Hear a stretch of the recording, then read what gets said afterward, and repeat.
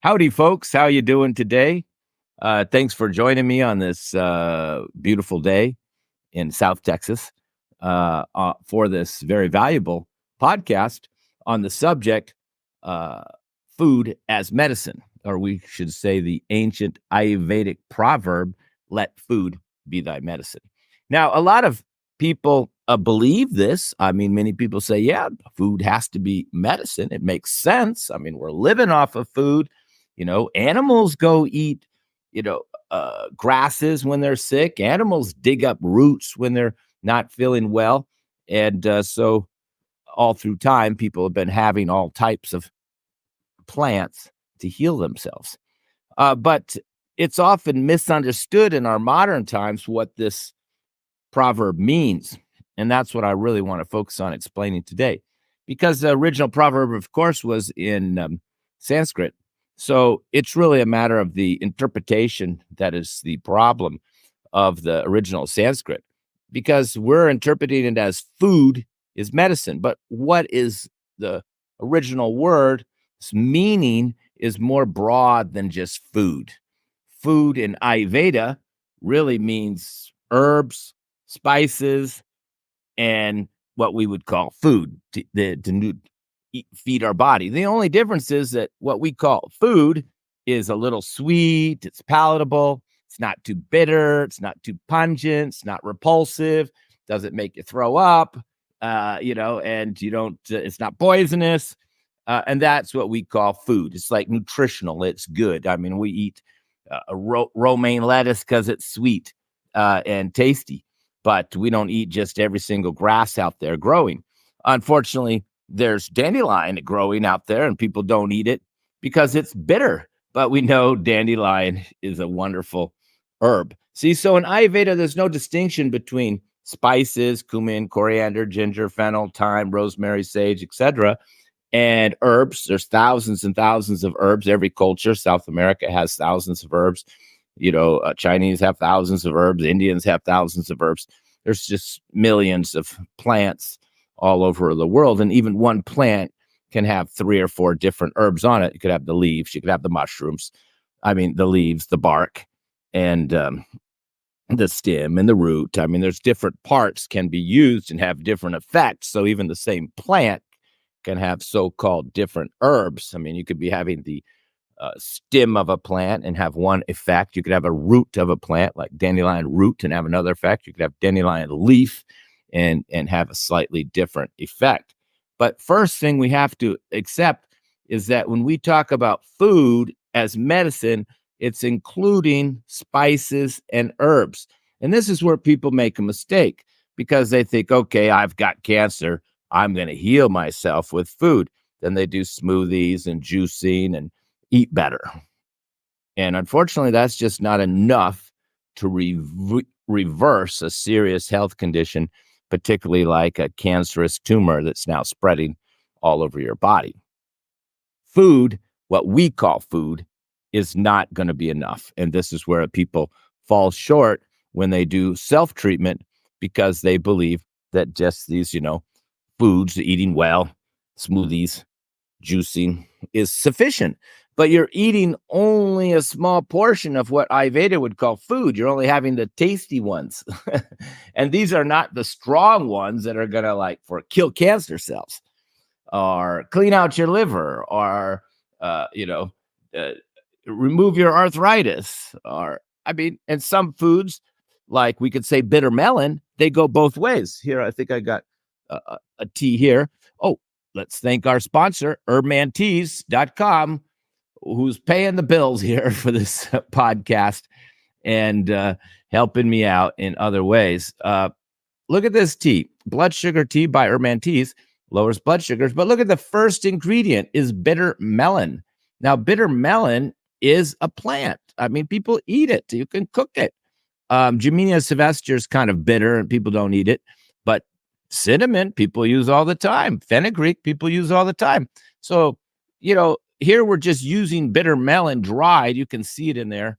Those round things, that's the bitter melon up there. They are very bitter. But people know how to cook it properly. Indians know how to cook it properly, and it can be quite tasty. But you can see here we're using a food as medicine, bitter melon. But all herbs are medicine. For example, we may think about, oh, we want to grow our hair. Well, we could have the best thing to grow hair, of course, in Ayurveda and many traditions is dairy, milk, cheese, and butter. So those we could call food. But what about these plants?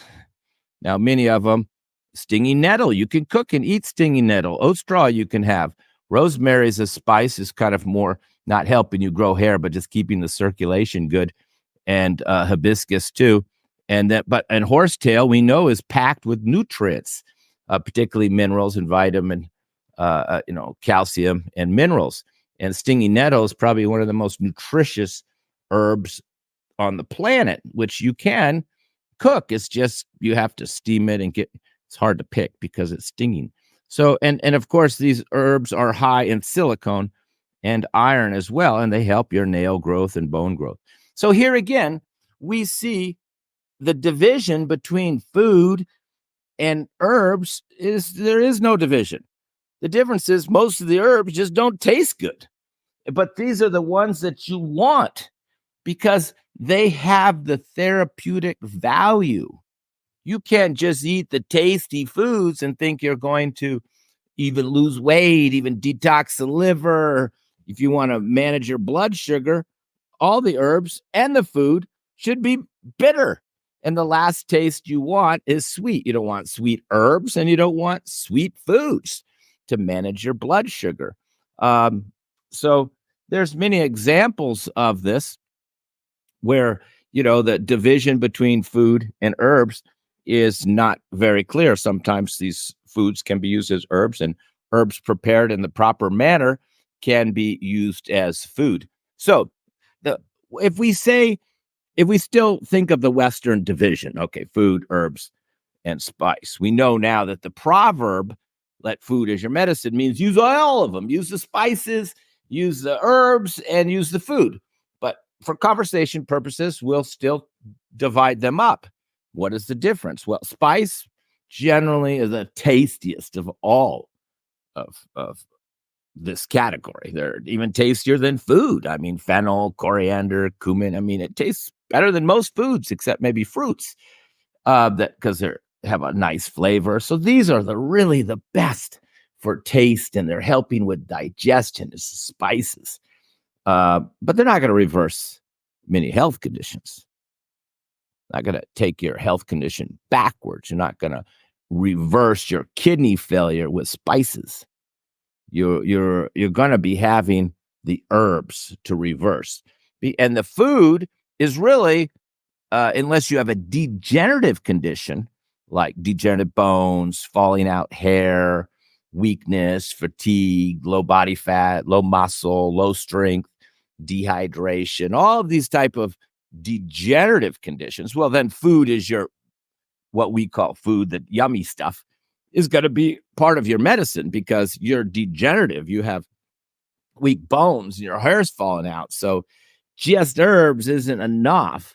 You're going to have to eat like milk and dairy and more protein and more fat, as well as to just take some herbs. See, when you have a degenerative condition, like you're depleted, the last thing you want to do is, of course, fasting, skipping meals, living off of smoothies and things like that, because you need to build the body, strengthen the body. So you're using that food as medicine.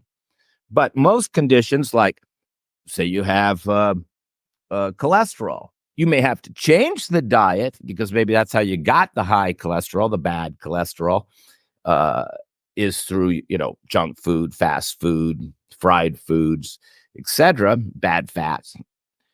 And now to reverse it and get those numbers down, well, of course, you have to change your old habits. You can't be going out to fast food and junk food anymore if you already had high cholesterol. But it's going to be a slow process to reverse it just by changing your diet. You need the herbs, the things that are not so tasty, to reverse it. Excuse me. And here, see, we have you have a tea here by our sponsor, Urban Tea's cholesterol tea. And see, what it's going to do is improve the liver function. And it's going to help you to reverse the condition. And of course, motherwort's great for the cardiovascular system. Tulsi and moringa are both hot heating herbs that help reduce fats. Same as lemon peel, just like all citrus, helps you lower fat in the body. And then the rest of the herbs, the fenugreek, the turmeric, the ginger, the cinnamon, are just warming herbs. But altogether, this helps to improve, particularly that dandelion, helps to improve your liver function, your breakdown of fat, and helps reverse the condition. So you have to understand that. If you're trying to fix an organ that's clogged, like your gallbladder, your liver, your colon, kidney stones, then, obviously you want to avoid the foods that are making it worse, but stopping those foods will not reverse the condition, at least not quickly.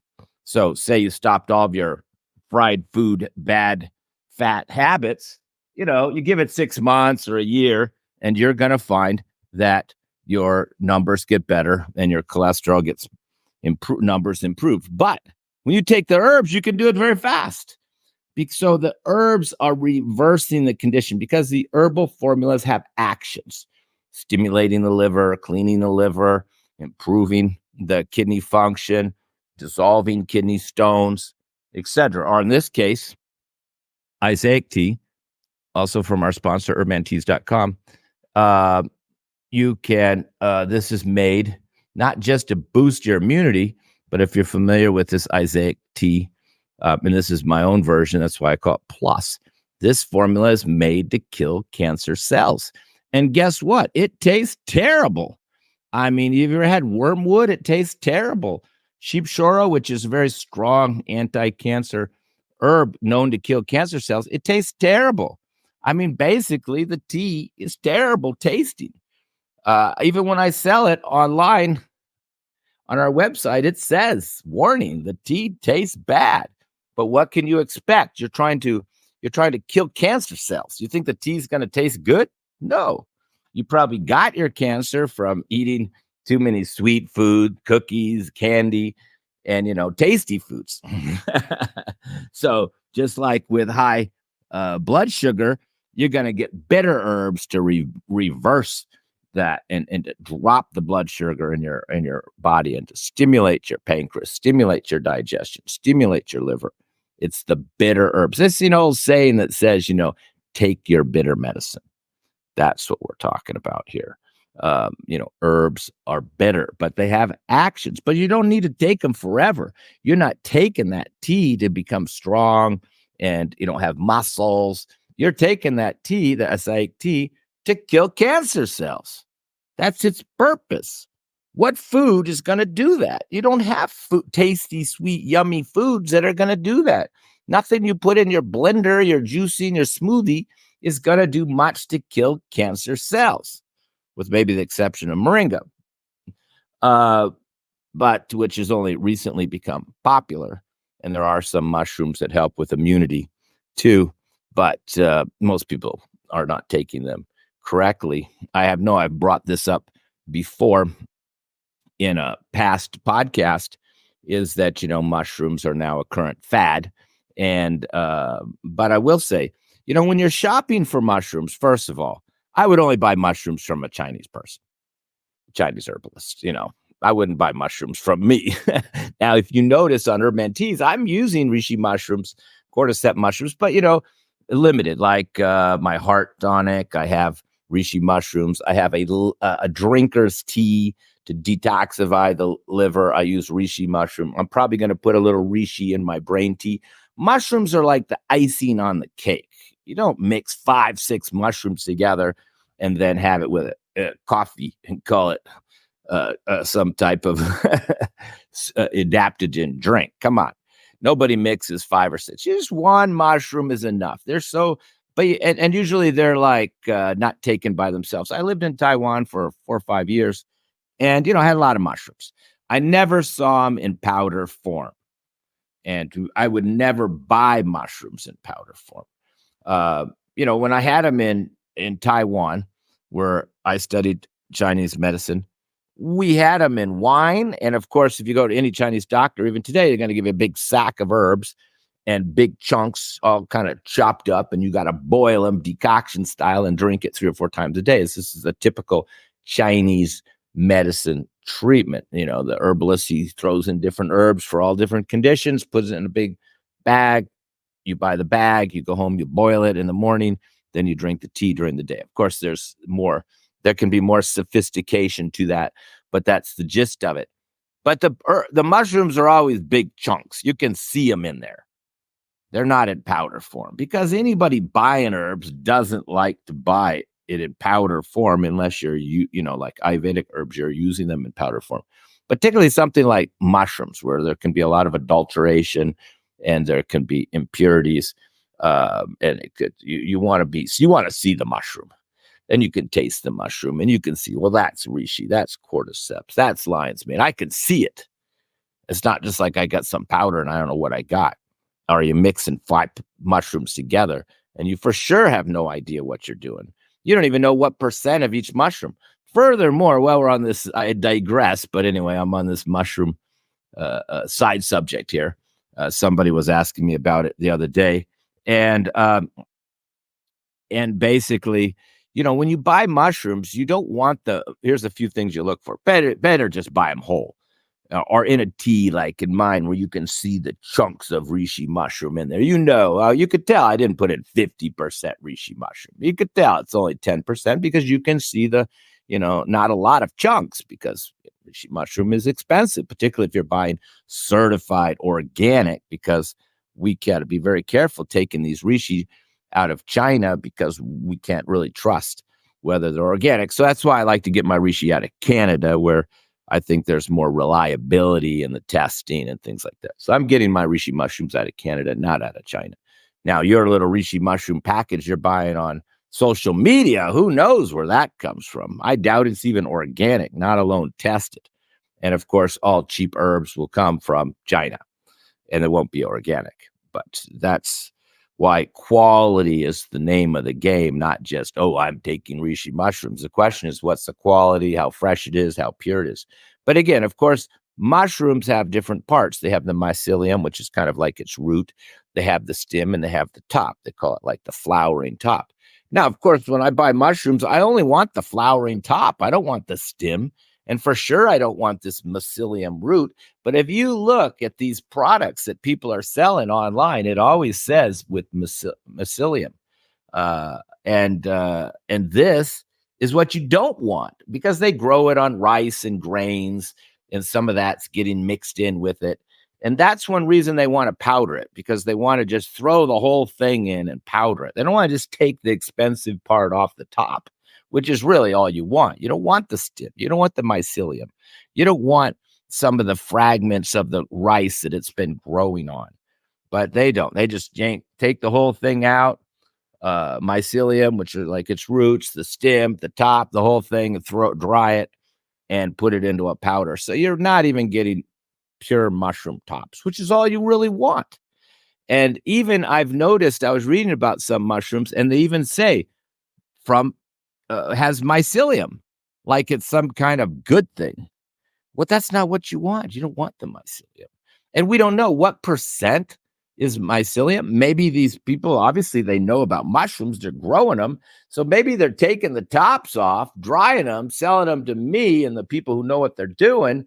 Then they're getting the stems and the mycelium and drying them and grinding them up and just selling them in the open market and calling it, reishi or cordyceps or whatever lion's mane, whatever mushroom they're selling. So buying mushrooms on the open market in powder form, I would not do it. It's a big fad now, and I have to take people off of mushrooms. There's many counterindications to mushrooms, including most autoimmune conditions, etc. So if you don't know what you're doing, don't be taking mushrooms. I digress, and I go back to using food as medicine. But mushrooms is a good example, because we can eat shiitake mushrooms, and they also have health benefits. So you can see there's really no division between food and herbs, except the food tastes better and the spices taste even better. It's all a matter of tasting good. So maybe only a very small fraction of our plants and seeds are so tasty we use them as spices.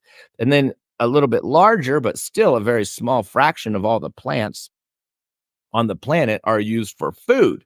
And obviously, they're the tasty ones that taste good, and fill us up and don't make us have diarrhea and vomit and feel like we had poison. I mean, that's why we're growing them. That's why we're eating them. That's why we're living off them, because they're nutritiously sound. They taste fairly good. Rice and bread are considered sweet by nature. They're not bitter. They're not sour. They're sweet.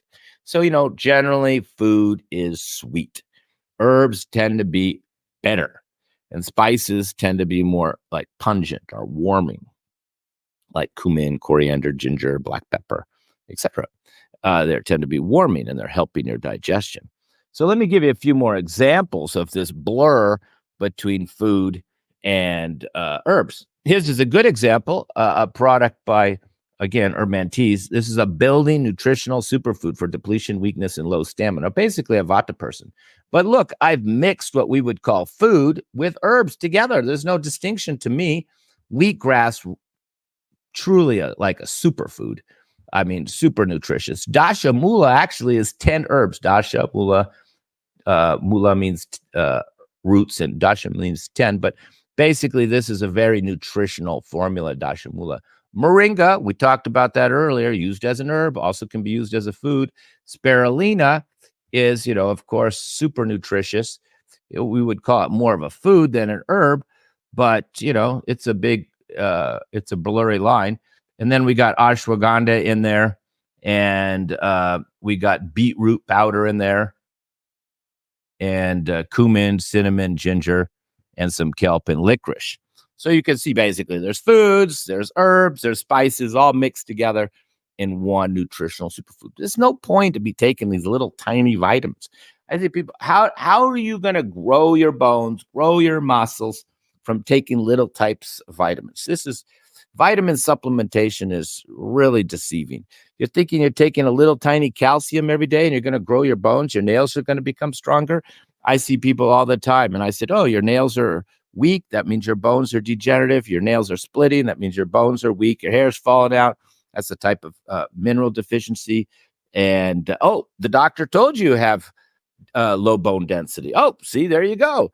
But I'm taking calcium every day. Well, that little calcium is a synthetic vitamin made in a lab. You better off to just be having food, that's building for your bones. And of course, as we mentioned, mostly that's dairy, cheese, butter, milk, if you can digest it. So, that's another subject, but getting all your vitamins from synthetic vitamins, it's not a good idea. You need to be using food. And some herbs like moringa or nettle are kind of quasi-food, but they're more used as herbs, but they can be very beneficial also as food because of their nutritional balance. So these are further examples I'm going to show you here of how food and medicine works together. I know a lot of women, they're taking hormonal replacement therapy. And then they say, well, they don't want to have to take this for the rest of your life, because that's what you have to do. Once you start on hormone replacement therapy, even melatonin is a type of hormone replacement therapy. Once you start on that, you're going to become dependent. Now, unless you've had a hysterectomy and you don't have a reproductive system and you just can't make any more hormones at all, your body should still be able to make some hormones right up until its last day. A man won't make as much testosterone on his last day, and a woman won't be making as much estrogen as she did when her childbearing days, but she will still be making it. And with herbs, we don't replace the estrogen. We help support the reproductive system to make the estrogen, to make the progesterone, to make the testosterone, to help your body function properly. And this is a perfect example of it right here. This female balance tea. It's really female hormonal balancing tea, but when we had the word hormonal on it, it just kept getting banned everywhere. So we had to take it off. helps people balance estrogen, progesterone, mostly for women, and adrenal hormones. And we can see Shatavari is a phytoestrogen. It's like a precursor to making estrogen. So is red clover. And spearmint is more for the flavor. And spearmint also is known to reduce testosterone a little bit. And ashwagandha is more for the adrenals.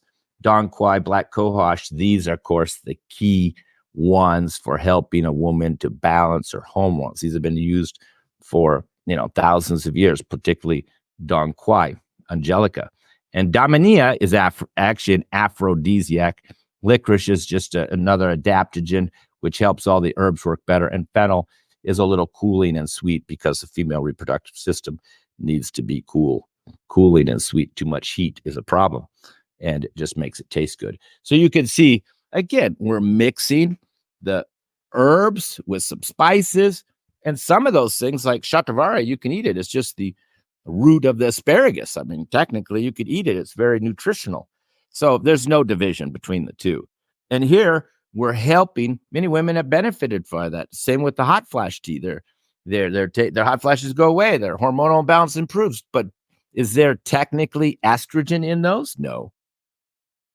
So that is a good point. Well, I had the female one up. There's the male one. We don't put testosterone in the tea. We just have herbs like yohimbe that are high in testosterone, and stimulants like ginseng and ashwagandha and daminia, which was in the other one. So this is a very stimulating that helps a man increase testosterone. It's a natural way to do it. You don't want to be taking the testosterone in externally, then you're just going to be poor at making it. You become dependent. So you want to help your reproductive system to make it. Now, some foods do have phytoestrogens in it, like soy, and some foods do have natural testosterone precursors that help you to build more. So that's why the proper treatment should be a combination of foods, say for building bones, dairy, and calcium rich and mineral rich foods like dairy, and some dark leafy greens, and then the herbs. But remember, the herbs are more specific. And that's another reason why we in Ayurveda, they call herbs food, because what are you treating with the herbs? You're treating an organ and a system in the body. Say you got a case of multiple sclerosis or Parkinson's, where we know the myelin sheath is damaged. So we could say there's nerve damage. So what is your goal? You're not treating Parkinson's. You're not treating multiple sclerosis. You're trying to recover and rebuild the nerve tissue, particularly the myelin sheath. So we know the myelin sheath is made of fat and oil. So we generally increase the oil, the fat, the butter in the diet because that's the main ingredient the sheath is made of. But there's many herbs known to help to restore that nerves, including oat straw, and then of course we have lion's mane, the new popular one for nerve damage. But again, you could eat lion's mane. I've had it for breakfast with my omelet, and it's quite tasty. And even though I don't have nerve damage, it still has benefits. But what are we doing? And I got this from one of my teachers in India decades ago. He says, you're feeding the nerves. These herbs are food for your nerves. Just like if you do bitter greens like dandelion, burdock root, you can think of it as food for your liver. So it's still food. It's just not the tasty food that's going to build muscles and maybe give you a lot of energy. I mean, you eat a lot of dandelion greens, you're probably not going to have a lot of energy, but your liver's going to love it. So and if you just try to live off of, a mushroom, it could be have a hard time. But say you're having a lot of lion's mane, your nerves are going to do it. What you're doing is you're feeding the nerves. You're feeding the liver. Just like if you have a high protein diet, a lot of animal protein and protein powders, what are you feeding? You're feeding your muscles. Now, of course, if you have too much protein, then you can start feeding growths, tumors, cysts, and that. So you don't want too much protein. So if you're low in blood sugar and you're having sweet fruit, you're feeding your blood. Okay, so think of these herbs as feeding organs in the body. So that's how they're like food for your liver, food for your blood, food for your nerves, food for your brain. Many herbs are just good for the brain. We have a Brahmi Rasyana, for example, is made for people with like brain damage, concussions, and things like that. But Rasyana means restorative. So Brahmi, of course, is the herb. Brahmi Adi. Adi means some other herbs are in it. Rasyana means it's a building formula. It's not going to be dry. It's going to be with powders, not with powders, but it's going to be with ghee and honey and juices of fruit. So it's going to be a building for the brain cells. But basically, we could say it's food for the brain. So if you have a concussion, I'm giving you food for your brain to grow. Now, you couldn't live off of it. It's not going to feed your whole body. It's not going to give you enough energy to go throughout the day, but it's going to be food for your brain. So herbs we could divide in two categories, so like Shodhana Chikitsa, which just mean cleansing and depleting. And then you have Rasyana Chikitsa, which is building. So mostly we've been talking using food and herbs as building, but herbs also have the cleansing properties, and most food doesn't have this. I mean, okay, if you're constipated, you could have a lot of blueberries and strawberries and grapes, and these are mildly laxatives, but they're never going to be as powerful as rhubarb, senna, and carsata sagrada, and these strong laxatives. So even though they don't taste good, you don't need a lot, and they have a powerful action. So we're using herbs not just as food for medicine, food for the organ, but we're using them to, treat the organ or the system, to improve the flow of blood, to clean the arteries, to relax the heart muscles, and ultimately, in those three actions, lower the blood pressure. So these herbs all have actions. We don't treat your blood pressure. We put herbs that help relax the heart muscles. We have herbs that help with the circulation. We have herbs that reduce down the inflammation, and we have herbs that will clean the arteries. And of course, there's many types of high blood pressure, but you can see it takes a whole group of herbs, to treat a condition. Just drinking hibiscus tea is not a real, maybe a preventive treatment for high blood pressure, but it's not going to bring it down. It tastes too good. The herbs that are going to make a big action generally don't taste good. The worse the condition, the worse tasting the herbs come. The stronger the herbs, the worse they're going to taste. Just like I brought the example of Isaic tea, which is, made to boost the immunity and kill cancer cells. Well, it's probably the worst tasting tea we have. But blood sugar tea is extremely bitter too and terrible tasting. So it's these not tasty herbs that really have the power. Your bitter herbs. So once again, herbs, spice, food, they're all together. Food is what we call food is to build and strengthen the body. And the herbs are for actions and taken in smaller doses. We can't sustain ourselves on them. We can't live off of these herbs, but they will maybe be feeding our nerves, maybe be feeding our brain, maybe be feeding our liver, maybe be feeding our bones, because that's what we're trying to do. We're using herbs as food for organs in the body, and we're using herbs to treat different parts of our body. So don't think you can get out of your health issues, particularly serious health issues like cancer, by just having smoothies and changing your diet. That will prevent it from getting worse. Okay, say you were eating a lot of chemicals and now you've gone organic. Okay, so you're not putting more chemicals in your body, but what's getting all those chemicals out? You need the herbs to do that. So you really, to reverse conditions, you need the herbal medicine.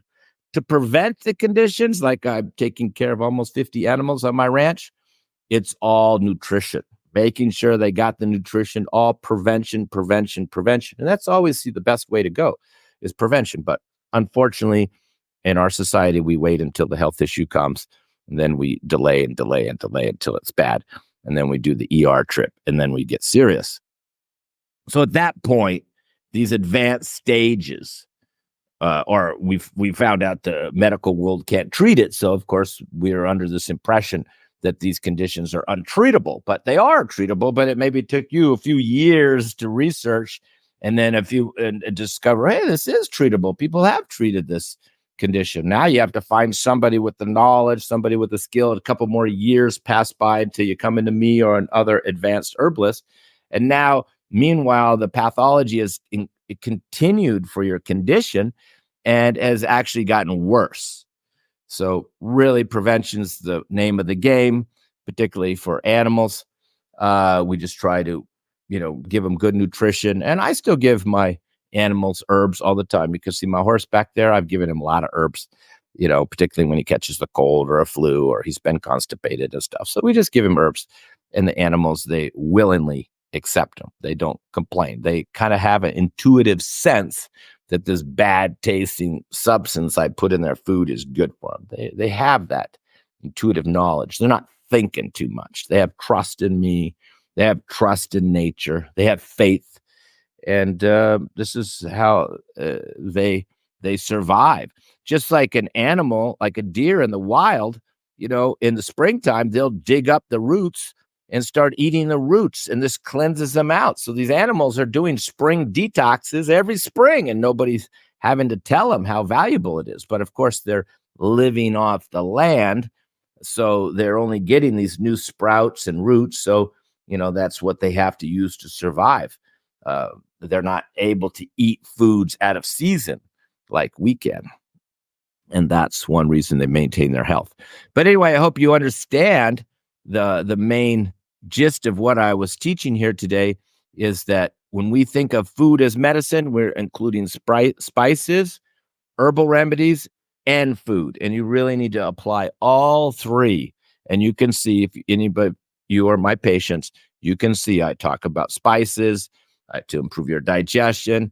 I change your whole diet, and I'm trying to usually strengthen certain tissue or organs in the body with the diet. And then I'm leaving out certain foods that are making your condition worse, which you have to have the knowledge of. And it's not based on nutritional science like antioxidants and vitamin C. This will all confuse you if you think in those terms. Herbalists do not think in nutritional terms. If you see an herbalist and he says, oh, this herb has a lot of antioxidants, well, he's not herbalist. That's a nutritionist.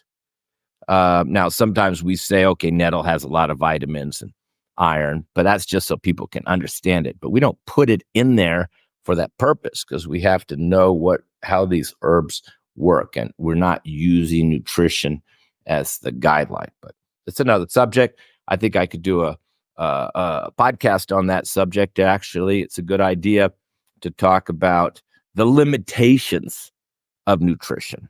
And don't depend on taking supplements to treat your condition, because those are nutritional supplements, most of which you're buying are synthetic.